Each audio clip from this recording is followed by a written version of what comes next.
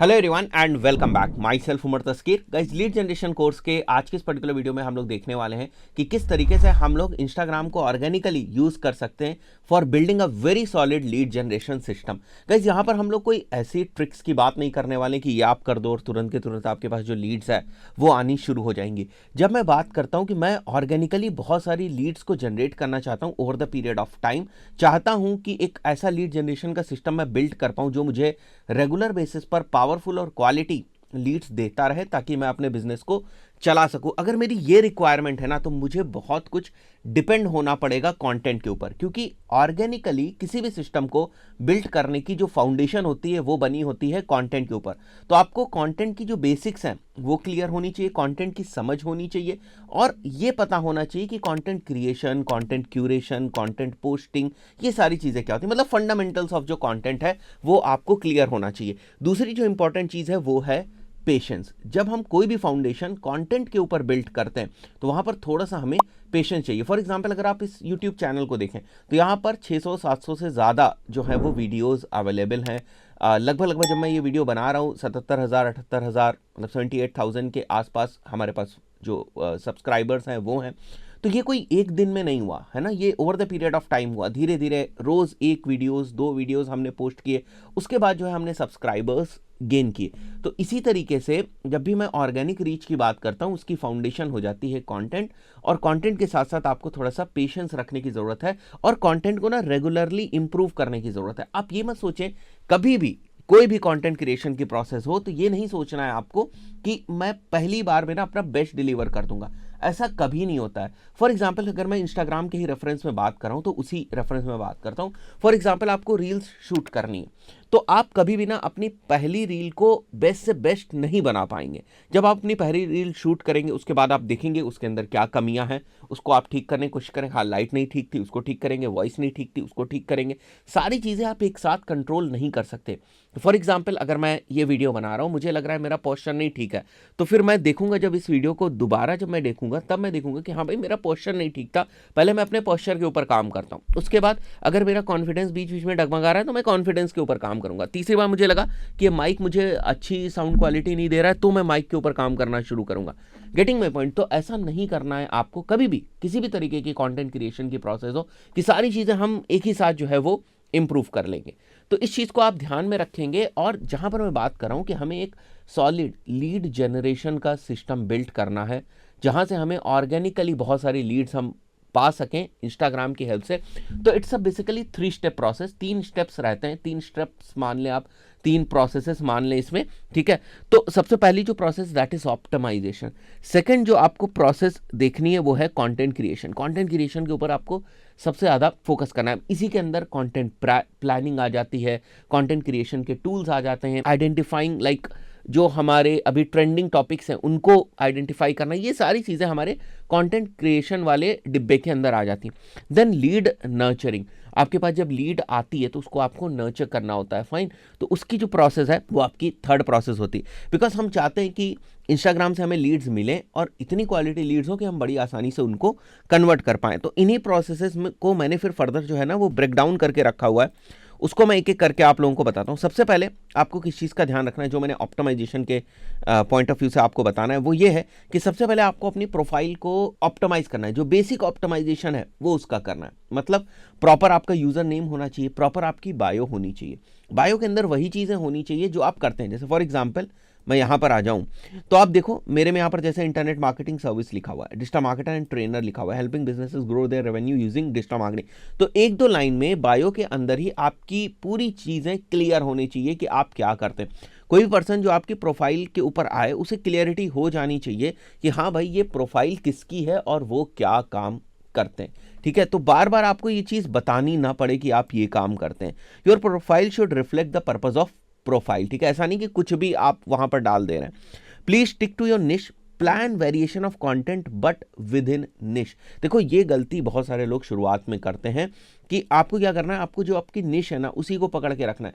For example अगर मैं digital marketing की बात करता हूँ तो मैं इंस्टाग्राम पे भी डिजिटल मार्केटिंग की ही बात करूंगा। ऐसा नहीं कि वहां पर मैं जो है स्टॉक्स की बात करने लगूं या पर्सनल फाइनेंस की बात करने लगूं। हो सकता है आज के टाइम में पर्सनल फाइनेंस की बहुत ज़्यादा बात हो रही हो, बट हमें अपने टॉपिक से डेविएट नहीं होना है। कई बार आपको लगता है कि आपको बहुत सारा ट्रैक्शन मिल जाएगा, हो सकता है ये वाली पोस्ट आपकी वायरल हो जाए, वो बिल्कुल ठीक है। देखो वो आर्ट आपको समझनी पड़ेगी कि किस तरीके से हम ट्रेंडिंग टॉपिक का इस्तेमाल कर सकते हैं अपने करंट कंटेंट के अंदर, या हमारी जो करंट की निश है उसमें किस तरीके से हम लोग ट्रेंडिंग टॉपिक का इस्तेमाल कर सकते हैं। ट्रेंडिंग टॉपिक को आपको न्यूज़ की तरीके से नहीं बताना है, ट्रेंडिंग टॉपिक का आपको इस्तेमाल करना है अपने कंटेंट के अंदर, एंड इट्स एन आर्ट, उसको आपको समझना पड़ेगा। सेकंड जो इंपॉर्टेंट पॉइंट है दैट इज यहाँ पर जो हमारी बायो लिंक होती है, देखो इसको बहुत सारे लोग इग्नोर करते हैं। अब जो इंस्टाग्राम की लिमिटेशन है वो यही है कि आप यहाँ पर केवल एक ही लिंक डाल सकते हैं। तो फॉर एग्जांपल अगर आपका कोई ऑफर पेज है, आपका कोई लैंडिंग पेज है, लेट्स से मैं अपने ही एग्जांपल की बात करता हूँ, लेट्स से मैं डिजिटल मार्केटिंग की सर्विसेज प्रोवाइड करता हूँ और उसके लिए मैंने एक लैंडिंग पेज बना रखा है, and I want to like generate leads from that landing page. मैं चाहता हूँ कि जो लोग मेरे को इंस्टाग्राम पे फॉलो करते हैं, जिन तक मेरी रीच हो रही है, और जो लोग गूगल एड्स की सर्विसेज या फेसबुक एड्स की सर्विसेज लेना चाहते हैं, वो मेरे लैंडिंग पेज के ऊपर आए, वहाँ से फ्री कंसल्टेशन वो बुक करें और उसके बाद हम उनको कन्विंस कर सकें, हम उन्हें क्लाइंट बना सकें। फॉर एग्जांपल अगर ये मेरे बिजनेस का पर्पस है तो उसके पॉइंट ऑफ व्यू से मेरे पास एक ही ऑप्शन है, या तो मैं यहाँ पर अपना लैंडिंग पेज डाल दूँ, या फिर मैं यहाँ पर कोई एक ऐसे जो लिंक की सर्विसेज वाले हमारे टूल्स होते हैं जिनसे हम मल्टीपल लिंक्स को क्रिएट कर सकते हैं। इसमें सबसे पॉपुलर लिंक ट्री है, आज के टाइम में बहुत सारे ऐसे टूल्स मार्केट में अवेलेबल है। फाइन, तो यहाँ पर हमारे पास जैसे लिंक ट्री है ये एक टूल, राइट।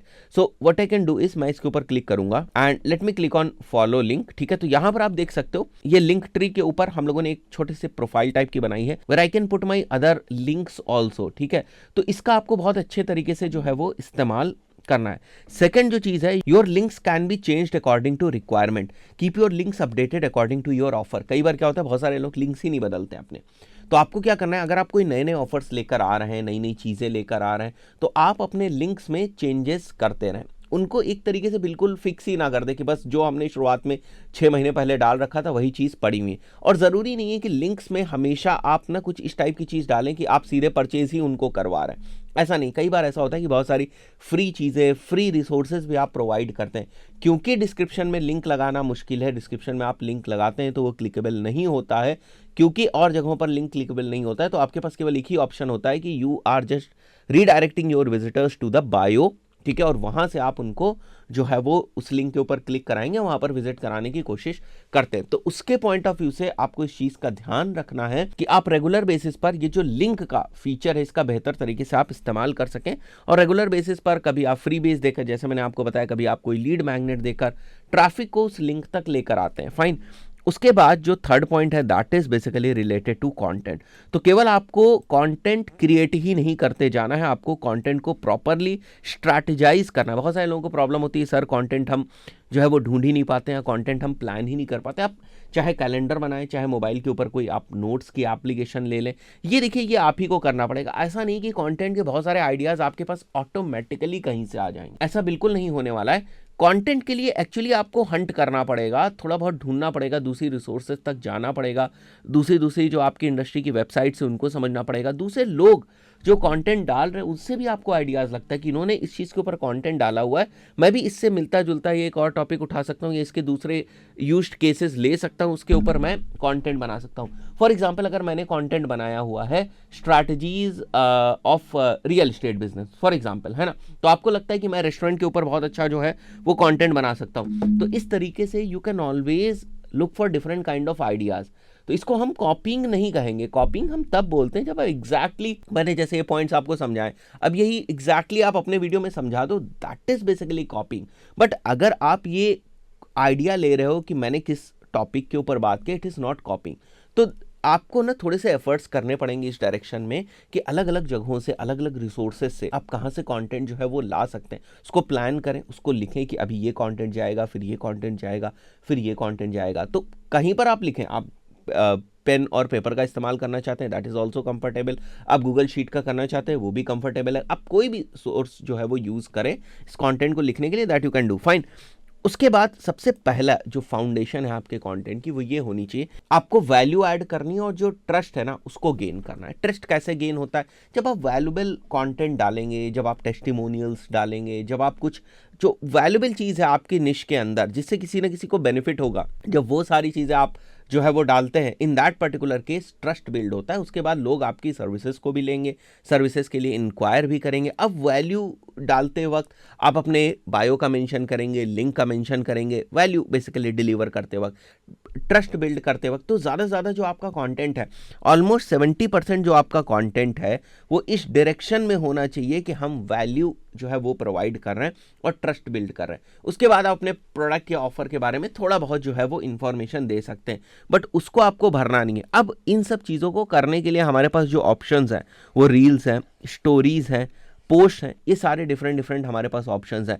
इंगेजमेंट के लिए रील्स बहुत अच्छी है। आज रील्स को एल्गोरिदम पुश कर रहा है तो हमें एज अ मार्केटर ना उसका बेनिफिट लेना चाहिए। आप ये नहीं कह सकते कि मैं रील्स नहीं बनाऊंगा, फिर आप एक अच्छे स्मार्ट मार्केटर नहीं है। क्योंकि मार्केटर का काम ही यही है कि जो भी चीज़ फेवर कर रही है आप उसको सही तरीके से अपनी निश, अपनी इंडस्ट्री में यूज़ करें और उसकी हेल्प से जो आप आपके प्रॉस्पेक्ट्स हैं उन तक पहुंचे और वहां से जो लीड्स हैं वो कैप्चर करें। तो आप ये नहीं कह सकते कि नहीं मैं तो रील्स नहीं बनाऊंगा। आपको रील्स बनाना पड़ेगा और बनाना चाहिए, क्योंकि आज के टाइम में एल्गोरिदम उसको पुश कर रहा है। स्टोरीज का आप इस्तेमाल कर सकते हैं, आप पोस्ट का इस्तेमाल कर सकते हैं। तो इस तरीके से आपको इस बात के ऊपर फोकस करना है कि ये एक दिन की प्रोसेस नहीं है। आप सोचो कि आज मैंने इंस्टाग्राम के ऊपर कंटेंट डाला, अब मैं एक ऐसा कंटेंट डाल दूं जिससे ही मेरे को लीड आ जाए, तो उससे एक बार लीड आ जाएगी। हो सकता है वो कंटेंट थोड़ी बहुत आपको लीड्स लाकर दे दे, 10, 15, 20, 25, लेकिन 20-25 लीड से आप बिजनेस नहीं बिल्ड करते हैं। बिजनेस बिल्ड करने के लिए आपको एक सिस्टम बिल्ड करना पड़ेगा जो बेसिकली आपको रेगुलर बेसिस पर या डेली बेसिस पर या रेगुलरली, हम कुछ भी बोल सकते हैं इसको, लीड्स लाता रहे। क्योंकि उससे फिर आपका बिजनेस जो है वो रन होगा, उससे आपके बिजनेस का जो ऑपरेशन है ना वो चले। क्योंकि बिजनेस सर्व करने के लिए चला है, वो सर्व करने के लिए आपको लीड्स चाहिए। फाइन, तो आप ये नहीं कह सकते कि मैंने ये वाला वीडियो डाला था ना, इससे 10 लीड्स आ गई थी, उनमें से मेरे को 3 कन्वर्जन हो गए, 4 कन्वर्जन हो गए। ठीक है, हो सकता है ऐसा हो गया एक बार के कंटेंट से, बट आपको कंटेंट को प्लान करना पड़ेगा, स्ट्रैटेजाइज करना पड़ेगा। और जो मैंने आपको बताया, अगेन मैं वही शब्द बार बार कह रहा हूं, सिस्टम आपको बिल्ड करना पड़ेगा। जिस दिन आप ये सिस्टम शब्द पे ज्यादा फोकस करने लगोगे ना, आपको खुद ही पूरा खेल समझ में आ जाएगा कि हाँ, मेरे लिए ना इंस्टाग्राम एक टॉप ऑफ द फनल वाला एलिमेंट है, एक टॉप ऑफ द फनल का सोर्स है। यहां से मैं रीच बढ़ा पाता हूं, लोग मेरे बारे में जान पाते हैं। क्यों लोग आपके बारे में जान पाते हैं? क्योंकि आपने रील्स बनाई, रील्स को फेवर कर रहा है एल्गोरिदम, और रील्स आजकल वायरल हो रही हैं। वायरल कह लें या रीच ज्यादा उसकी हो रही है, आप किसी भी तरीके से इसको समझ सकते हैं। तो आपकी रीच ज्यादा लोगों तक हो रही है, तो this is basically top of the funnel. उसके बाद वो आपके प्रोफाइल के ऊपर आते हैं, आपके कंटेंट को देखते हैं, which means that now they are in the middle of the funnel. Content के साथ इंगेज कर रहे हैं, बार बार आपके लैंडिंग पेज के ऊपर जा रहे हैं, समझने की कोशिश कर रहे हैं कि आप कौन कौन से प्रोडक्ट्स लाते हैं, क्या आपके प्रोडक्ट की यूएसपीज हैं, आपके प्रोडक्ट को कौन कौन कंज्यूम कर रहा है, उनके क्या रिस्पॉन्स आ रहे हैं। तो now they are into middle of the funnel. और उसके बाद वो आपके बॉटम ऑफ द फनल में जाकर फिर वो आपके जो कस्टमर्स हैं वो बनते हैं। तो इंस्टाग्राम को आपको as a top of the funnel वाला जो टूल है ना, उसकी तरीके से आपको यूज़ करना है। तो अगेन बात वही फिर से आ गई कि ये सारा खेल एक सिस्टम के तहत हो रहा है। तो आपको वो सिस्टम जो है ना उसके ऊपर ज़्यादा फोकस करना है। इस तरीके के जुगाड़ में बिल्कुल नहीं रहना है कि ये वाला वीडियो बना दो ये वायरल हो जाएगा। नहीं, ऐसा नहीं होता है। अगर आप एक सिस्टम के तहत या एक सही तरीकों के तहत, एक सही अप्रोच के तहत अगर आप कंटेंट बनाएंगे, उसको क्यूरेट करेंगे, अपनी प्रोफाइल को बिल्ड करेंगे, वैल्यूज बनाने की सोचेंगे, वैल्यूज देने की सोचेंगे और ट्रस्ट बिल्ड करने की सोचेंगे, तो ये सारी चीज़ें ना अपने आप काम करेंगी। फाइन। और यहाँ पर जो 4th पॉइंट है दैट इज, इसके साथ साथ ना थोड़ी सी आपको इंस्टाग्राम की जो एनालिटिक्स है ना, जो नंबर गेम होता है, जो मैथमेटिक्स होती है, उसको भी आपको समझना है। आपको आपकी KPIs को भी समझना है। आपको ये समझना आना चाहिए कि ये जो मैं पोस्ट डालने जा रहा हूँ इसका पर्पस क्या है, और ये जो मैं 10 पोस्ट डाल रहा हूँ इनके बाद मैं किस चीज़ को मेजर करूंगा। पिछले महीने से इस महीने की मेरी ग्रोथ किस तरीके की हुई, पिछली बार जिस पोस्ट के ऊपर मेरा एंगेजमेंट ज्यादा आया था उस टाइप की मेरे को पोस्ट बनानी। तो इस टाइप की जो एनालिटिक्स है ना, मैथमेटिक्स है, उसकी भी समझ आपको होनी चाहिए। तो आई बिलीव अभी आपको ये सारी चीज़ें क्लियर हो गई होंगी कि किस टाइप से आप जो है इंस्टाग्राम को लीड जनरेशन के लिए यूज़ कर सकते हैं। इस पर्टिकुलर वीडियो में इतना ही, मिलते हैं नेक्स्ट वीडियो में। Till then, good bye.